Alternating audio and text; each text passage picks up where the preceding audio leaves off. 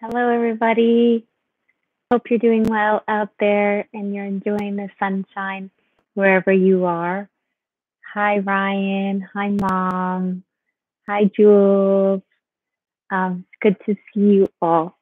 Um, so today we're going to contemplate the craving for sense pleasure.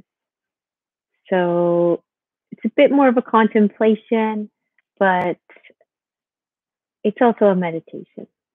So think about many of the songs, films, and books that we love, and many of them are about craving, especially songs, pop songs.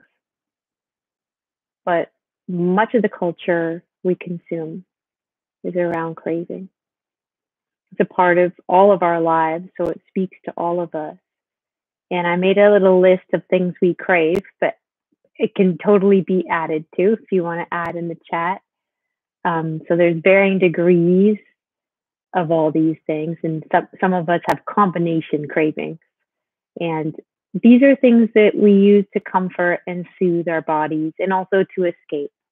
And during the pandemic, this is really real. So food, alcohol and drugs, sex and love, online shopping, or the internet or social media, and Netflix or some other streaming platform. So today we're going to leave any kind of shame or self-judgment behind as we investigate this. And we can thank our cravings for getting us through the pandemic. And we can offer wisdom and compassion around them because there is a lot of fear and anxiety in this time. So last week we investigated curiosity.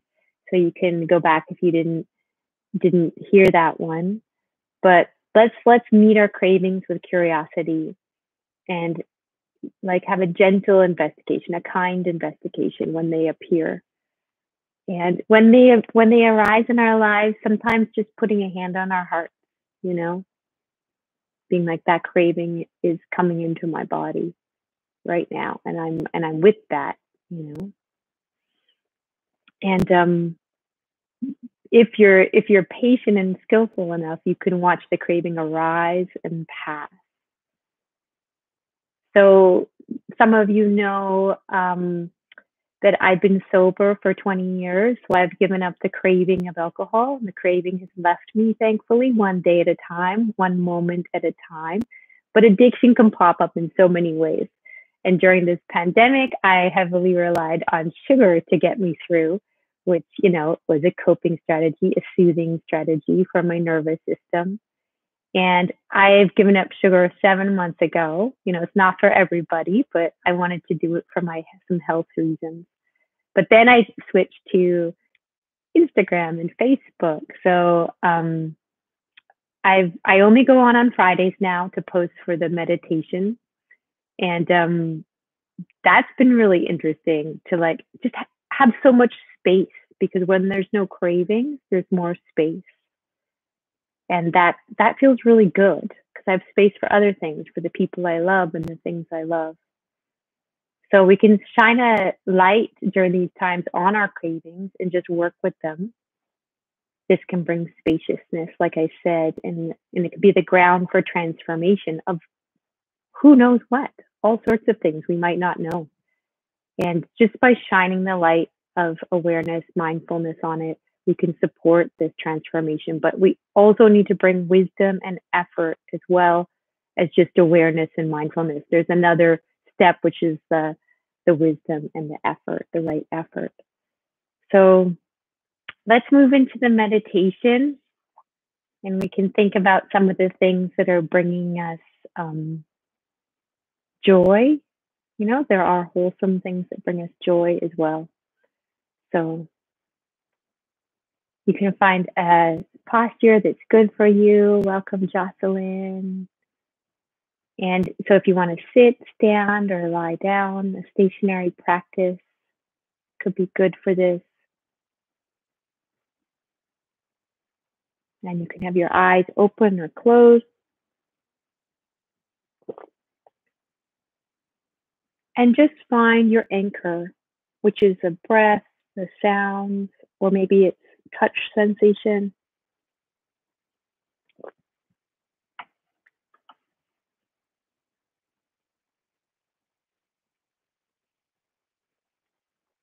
So just to notice the rising and the passing of each breath, each sound. There's some construction here, so hopefully it's not too loud over there.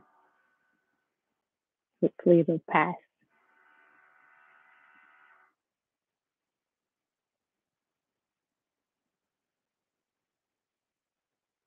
So settling in on your anchor,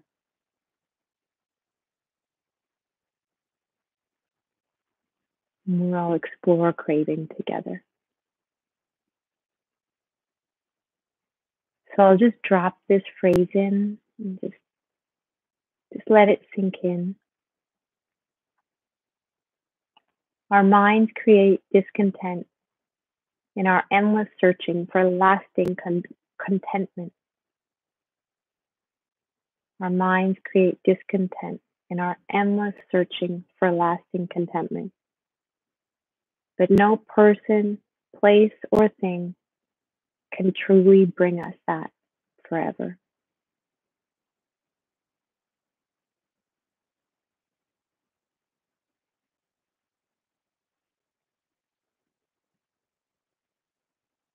And coming back to the anchor of your choice,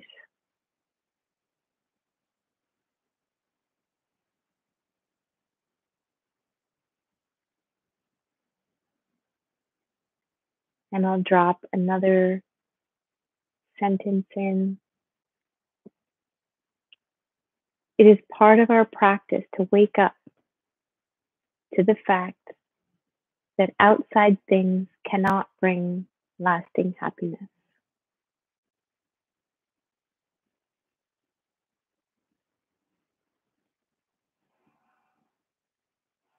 Similar to the last thing, but a bit different. It is part of our practice to wake up to the fact that outside things cannot bring lasting happiness.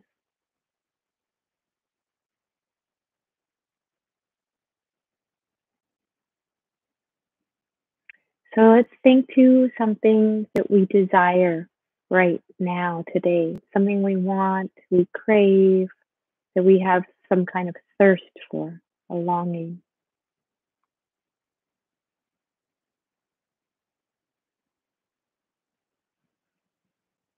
So when you have that thing in your mind, what are you yearning for, searching for?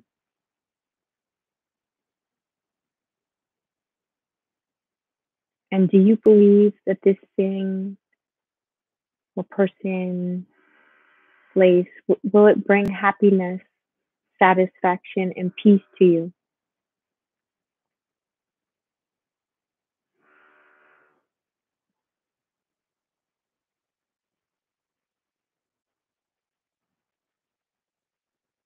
And can you feel any clinging to this pleasant experience that you crave?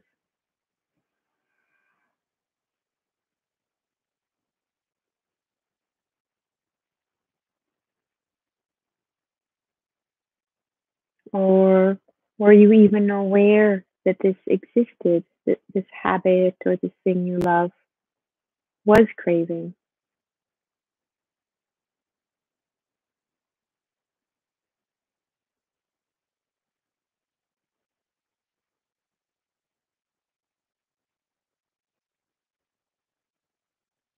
And can you become interested in this craving with compassion and wisdom?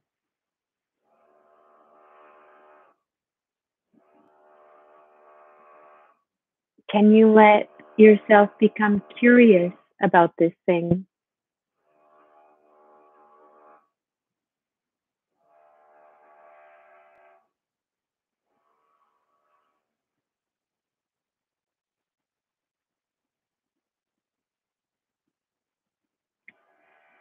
Can you let yourself become enthralled by this craving? Is it a form of refuge for you?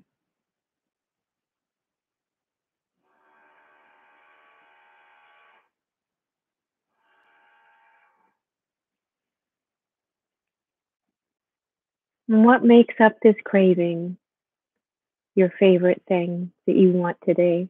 What are the sensations?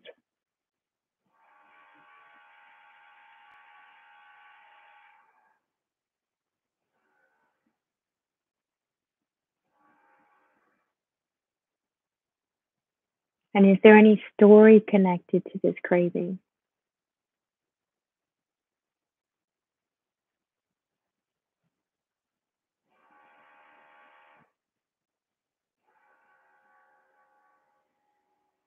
Does it bring you comfort when you think of this thing that you crave?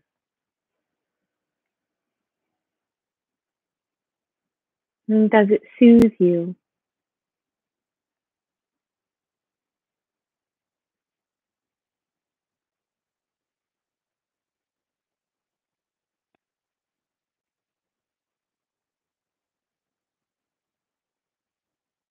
Does it bring delight and happiness with or without clinging or attachment?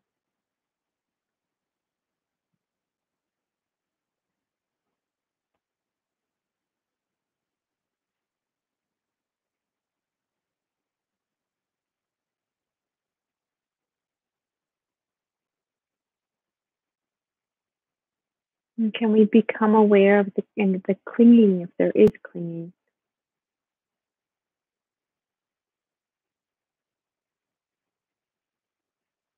I'm thinking about this thing, does it make it bigger with just these thoughts? And if it is getting bigger, what is going on in the heart and mind?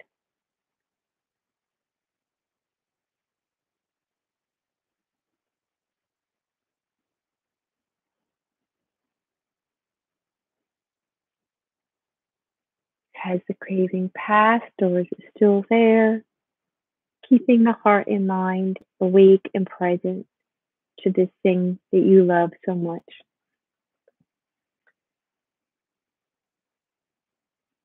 And sometimes these days, something just doesn't feel right in life because it's not right. It's not, it's bumpy.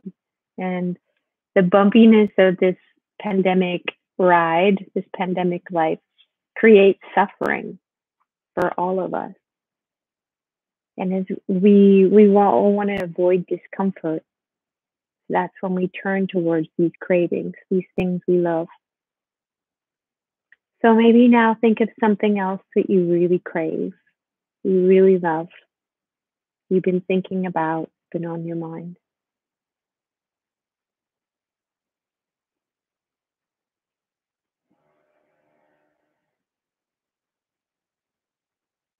Have you noticed any repetition of thought around this craving?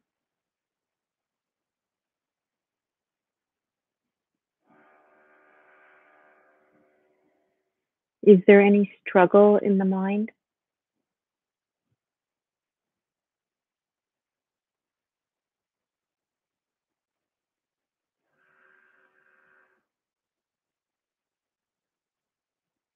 Are we identified with this craving in some way? Is it part of our personality?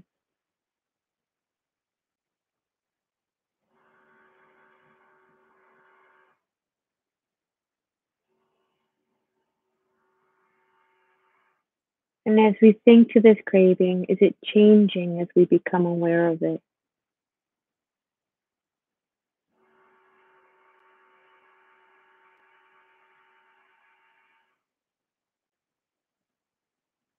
We can allow for the craving to change and we can hold space for the craving to change. And we can realize that this craving is not reliable or permanent. I'll say that again. This craving is not reliable or permanent.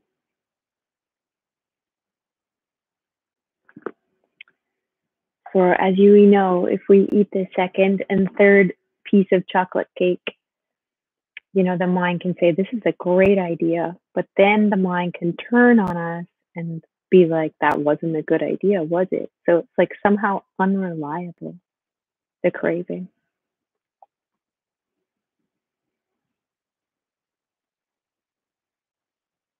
Can we trust that this craving will arise, abide in us, sometimes rather strongly, and then pass, like all things, like this breath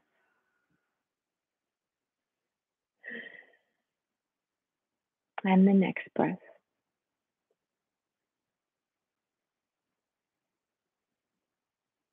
There's the nature of all things to rise and pass, to change. And we are wise. Let's reflect on our wisdom right now and honor it. We deeply know these things won't fulfill us in the way we want them to. We know we cannot rely on these sense desires, these sense pleasures for happiness, no matter how they call to us.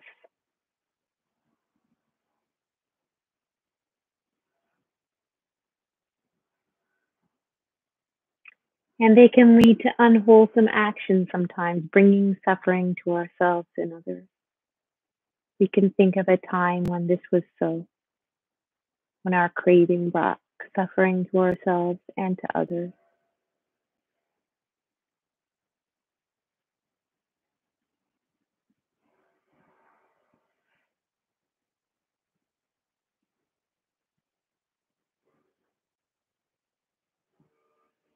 Often we're searching to transform the unpleasant to the pleasant.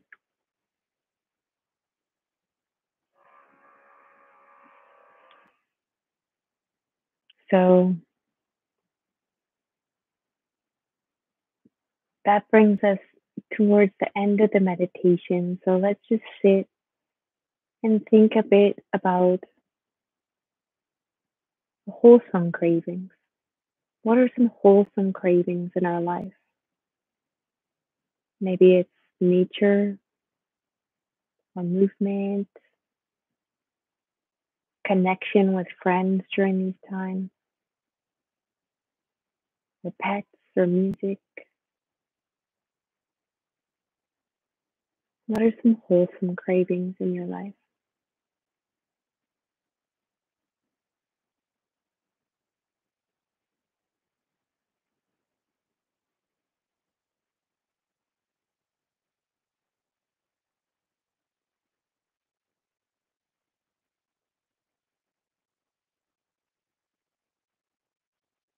And what things bring you joy and resilience without attachment and clinging?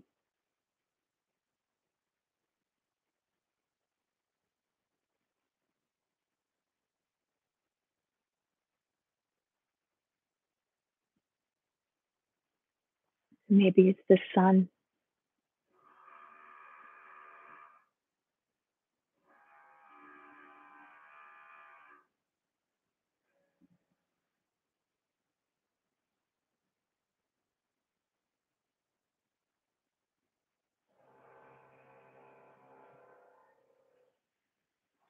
So that brings us almost to the end today.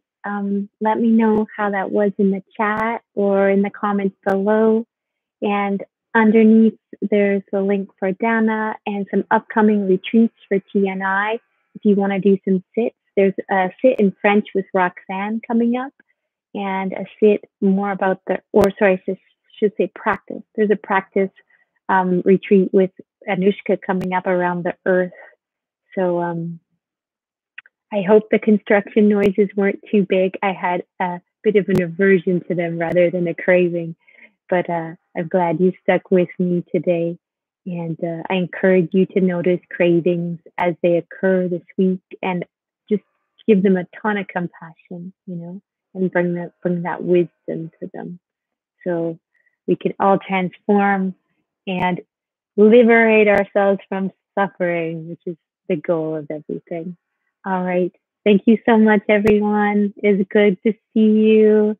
And I'll see you next week. Next week, I think it's on friends. So we can bring some of our friends to mind. All right. Bye, everybody.